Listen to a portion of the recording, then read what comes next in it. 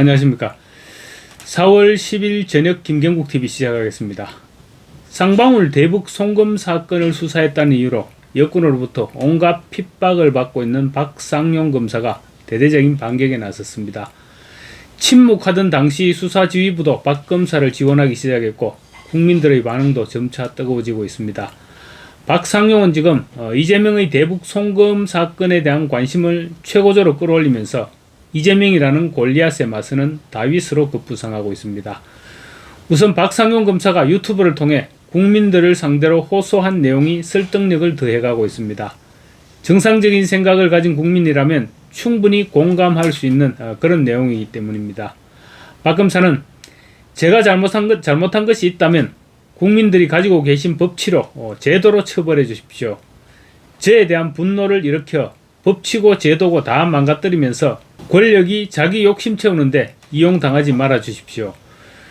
최고 권력자가 임명한 특검에 의해서 최고 권력자 자신의 죄를 없애는 공소 취소를 하게 해서는 안 됩니다. 대한민국 역사상 한 번도 허용된 적이 없는 괴물 같은 그것만은 반드시 막아야 합니다. 권력은 끝없이 확장하려는 속성이 있기 때문에 법치와 제도는 한 번 무너지면 다시 권력을 제한하는 역할로 되돌아오기 어렵습니다. 이번엔 최고 권력자에 대한 공소 취소겠지만 이번에 무너지면 다음에는 그 척건 그리고 기득권자들에 대한 공소 취소로 무한히 확장될 것입니다. 결국 우리의 소중한 일상 그리고 가족들, 자식들이 그 피해를 입게 됩니다. 부디 살펴주시길 호소드립니다. 라고 말했습니다. 현직 검사가 그리고 이화영의 대북 송금을 수사하면서 사실상 이재명의 범죄 혐의를 수사했던 검사가 최고 권력자에 대한 공소 취소만큼은 절대로 안 된다고 외치고 있는 것입니다. 이런 말들이 국민들에게 먹혀 들어가는 것이 죄가 없다고 판단되면 이화영에 대한 재심을 신청하고 이화영의 재심이 받아들여진다면 이재명의 공소 취소를 자연스럽게 연결될 수 있는 부분입니다. 그런데 저들은 재심에 자신이 없으니까 박상용에게 조작검사라는 굴레를 뒤집어 씌워서 이화영의 죄를 면탈해 주려 하고 있기 때문입니다. 박 검사는 또 제2차 특검 김지미 특검보가 김어준이 운영하는 유튜브 방송에 출연해서 수사 대상과 진행 상황 등을 브리핑한 것을 놓고는 특검이 특별검사가 아니라 특정 진영의 검사였군요 라고 비꼬고 있습니다. 박 검사는 이어서 특검보는 공무원으로 의제되는데 이건 정치적 중립 의무 위반, 공무상 비밀 누설 아닌가? 이것이야말로 결론을 정해놓고 하는 소위 표적수사, 인간 사냥이 아닌가? 살다 보니 별꼴을 다 보게 된다라고 꼬집었습니다. 심지어 특검보는 김어준 유튜브를 통해서 원하시는 성과를 곧 볼 수 있을 것이다. 포토라인에 세우겠다라고까지 운운했는데 이미 결론을 정해놓고 수사를 하고 있다는 자백이나 다름없는 발언이다. 이런 지적을 받고 있습니다. 박상용 검사의 투쟁에 검찰 선배들의 응원도 이어지고 있습니다. 송혜은 전 전주지검장은 SNS를 통해 검찰의 수사 및 의사결정 과정을 설명하면서 중요 사건의 수사 결과는 수사검사부터 검찰총장까지 의사결정에 관여한 모든 검사들의 공동작품이기 때문에 수사 결과라는 작품에 하자가 있다면 그들 모두가 책임을 져야 한다고 지적했습니다. 맞는 말이죠. 박상용 한 사람에게 책임을 떠넘길 일은 아니라는 것입니다. 송 전 지검장은 수사검사 한 명에게 총구를 겨눠서 수사 결과가 잘못되었다며 일방적이고 무차별적인 공격을 퍼붓는 것은 사람이라면 해서는 안 될 부끄러운 행태다. 그렇게 비판했습니다. 그러면서 지난달 29일 대북 송금 수사 당시 수원지검 지휘부였던 홍승욱 전 검사장, 김영일 전 2차장 검사, 김영남 전 형사 6부장이 발표한 입장문을 소개했습니다. 당시 입장문의 요지는 박상용 검사를 향한 진술회의 및 조작 의혹이 사실무근임을 밝히고 수사 절차의 정당성을 강조하는 데 초점이 맞춰져 있었습니다. 입장문의 요지는 당시 수사는 적법한 절차를 준수하며 수사가 진행됐고 진술회유나 술판 의혹은 전혀 사실이 아니다. 당시 수사 상황은 매일 지검장에게까지 보고됐고 대검찰청과도 긴밀한 협의와 지휘하에 공정하게 진행됐다. 따라서 주임검사가 독단적으로 피의자를 회유하거나 진술을 조작하는 것은 구조적으로 불가능하다. 최근 공개된 녹취록은 일방적인 주장이나 짜집기된 내용에 불과하며 검찰은 어떠한 부당한 압박도 가한 적이 없었다. 지휘부는 당시 수사의 모든 과정에 책임을 지고 있으며 향후 사실관계를 왜곡하는 행위에 대해 엄중히 대응할 것이다 라는 내용이었습니다. 그러니까 수사 책임 주체가 박상용 검사 개인이 아니라 홍성욱, 김영일, 김영남 세 사람이 실명으로 우리가 지휘했고 우리가 책임진다는 점을 분명히 하고 나선 것입니다. 송혜연 전 지검장은 선정과 선동은 진실과 정의를 잠시 가릴 수 있어도 영원히 집어삼킬 수는 없다라고 여권을 직격했습니다. 이와는 별도로 홍성욱 전 수원지검장은 어떻게 법치주의는 무너지는가라는 제목의 입장문을 내고 정치 권력의 힘으로 진실을 덮으려는 것이야말로 조작이고 은폐라면서 박 검사를 지원하고 나섰습니다. 홍 전 검사장은 이화영이 조선노동당에 거액을 건넨 사실은 재판에서 인정됐고 조작이란 있을 수 없다고 강조했습니다. 홍 전 지검장은 박 검사를 향한 여권의 공세에 대해서는 마음에 들지 않는 수사를 했다는 이유로 박상용 검사 개인을 표적 삼아서 집단적 비방과 폭력적인 공세를 가하고 감찰과 불법 수사를 진행하는 것은 명백한 보복이다라고 직격했습니다.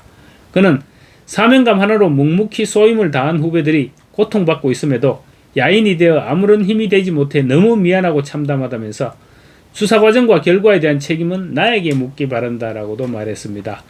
상황이 이처럼 점차 반격 국면으로 힘이 실려가는 가운데 차명진 전 의원은 이재명이 회복불능의 치명상을 당하고 있다라고 진단하고 나섰습니다. 대북 불법 송금 공소 취소 파문이 박 검사와 이재명의 대결 국면으로 치달으면서 이재명이 치명상을 입고 있다고 지적하고 있는 것입니다. 차 전 의원은 박상용이란 다윗이 던진 물맷돌이 이재명 골리앗의 정수리를 제대로 맞췄다라고 표현하고 있습니다. 차명진 전 의원이 SNS에 올린 글입니다. 이재명과 그 무리들이 초조했는지 과신했는지 브레이크 없이 진격하다가 퇴로 없는 늪지대에 빠졌다. 대북 송금 여적죄가 이재명 정권의 암덩어리로 떠올랐다. 앞으로 전개될 일들은 명약관하다. 대북 송금 여적죄 국정조사, 특검이 발동될 것이다. 이재명은 탄핵의 심판대에 오르고 재판 피고인이 될 것이다. 여적죄를 저지른 것도 무거운데 그걸 덮기 위해 또다시 헌법도 법률도 어겼다. 사형 아니면 무기의 중형을 받게 될 것이다. 대북 송금 문제가 계기가 되어 여기에 대장동, 백현동 아파트, 선거법 위반, 형수쌍욕, 공짜 연애까지 줄줄이 엮일 것이다. 이재명 적폐가 눈덩이처럼 불어날 것이다. 이재명 혼자만 엮이지 않을 것이다. 그의 죄를 덮기 위해 분화방처럼 달려들던 군상들도 이재명과 함께 날아갈 것이다. 이재명 정권의 국회의원, 장관, 경찰, 검사 등등이 줄줄이 청문회에 불려나가서 탈탈 털리고 법의 심판을 받게 될 것이다 라고 주장했습니다. 차 전 의원은 그 시점과 관련해서는 2028년 총선을 신호탄으로 해서 이 모든 일들이 벌어질 것이라고 내다봤습니다. 그는 이어서 이재명 국정농단 심판의 대서사가 펼쳐질 것이다. 지금 권력에 취해 자신들이 무슨 짓을 벌이는지 모르는 탈레반들, 이재명 정권의 부역자 노릇을 하고 있는 가짜 우파들, 당신들이 뒤를 돌아보시라. 후회하면 이미 늦는다. 암담한 세상에 낙심하고 있는 분들 조금만 더 힘냅시다. 반격은 이미 시작됐습니다. 라고 적고 있습니다. 희망이 보이지 않는 자유우파 진영을 향해서 희망을 북돋우는 그런 글입니다. 저도 같은 생각입니다. 시점상의 문제일 뿐이지 저들이 이 독재를 언제까지나 단속할 수 있을 것이냐의 문제일 뿐이지 대한민국이 이대로 무너지는 일은 절대 없을 것입니다. 이스라엘을 보십시오. 이란과의 전쟁이 잠시 휴전에 접어들자 전쟁을 총지휘하던 사령탑이었던 네타냐후 총리가 뇌물과 사기 혐의 피고인석으로 다시 걸어 들어가고 있습니다.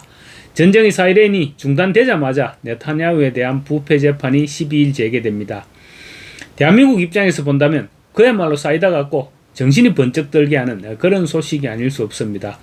이스라엘 법원 정말로 멋있지 않습니까? 전쟁의 사이렌이 멈추자마자 단 몇 시간 만에 네타냐후 총리 부패 혐의 재판을 일요일부터 정상적으로 재개한다고 발표했습니다. 미국 대통령 트럼프가 직접 나서서 네타냐후에 대한 사면을 촉구했지만 이스라엘 대통령실은 원칙대로 사면 담당 부서와 법률 고문의 절차를 밟겠다고 선을 그었습니다. 재판 중인 현역 총리에게 예외는 없다는 것입니다. 이재명과는 너무나도 대조적입니다. 이재명이 지금 대장동과 대북 송금이라는 자신의 개인적인 토착 비리 혐의를 방어하기 위해서 무슨 일을 벌이고 있습니까? 이스라엘과 한국의 상황은 정말로 대조적입니다. 네타냐후는 법 앞에 일반 국민과 마찬가지로 머리를 숙이고 있는데 이재명은 아예 법을 걸레 조각으로 만들어버렸습니다. 심지어 자신을 수사한 검사를 전 국가기관이 덤벼들도록 옥죄도록 하고 있습니다. 국회에서는 이재명의 사냥개들이 박 검사의 마이크를 빼앗고 윽박지르고 있습니다. 심지어 이재명의 하수인들은 지난해 법사위의 증인으로 불렀다가 사기꾼으로 이미 판명난 조경식 자칭 KS 부회장을 다시 증인으로 부르겠다고 합니다. KS그룹에서는 조경식을 부회장 명함을 파도록 허락한 적도 없다는 것입니다. 사기전과 구범을 법사위에 불렀던 서영교가 이번에는 국조특위위원장 자리를 꿰차고 앉아서 사기꾼에게 다시 한번 국민들에게 사기를 칠 기회를 주겠다는 것입니다. 흉기로 여자친구를 협박하기까지 했던 흉악범이기도 합니다. 무슨 약속을 해줬을까요? 한 사람의 사법 리스크를 방해하기 위해서 국회가 마비되고 국정원이 동원되며 검찰이 조롱당하고 있는 사이 대한민국의 국격과 정치는 쓰레기통으로 처박히고 있습니다. 박상용 검사는 분명 새로운 바람을 불러오고 있습니다. 죽어가던 정의를 되살리는 기폭제가 되고 있습니다. 차명진 전 의원의 말처럼 이재명 정권의 독재를 종식시킬 기폭제가 되고 있는 것입니다. 박상용 검사가 던진 물맷돌은 단순히 개인의 저항이 아니라 무너져가는 대한민국의 법치를 다시 세우려는 정의의 외침입니다. 선정과 선동은 진실을 잠시 가릴 수는 있지만 영원히 삼킬 수는 없는 것입니다. 반격은 이미 시작되었습니다. 오늘 여기서 마치겠습니다. 구독과 좋아요 그리고 알림 설정으로 함께 해주십시오. 감사합니다.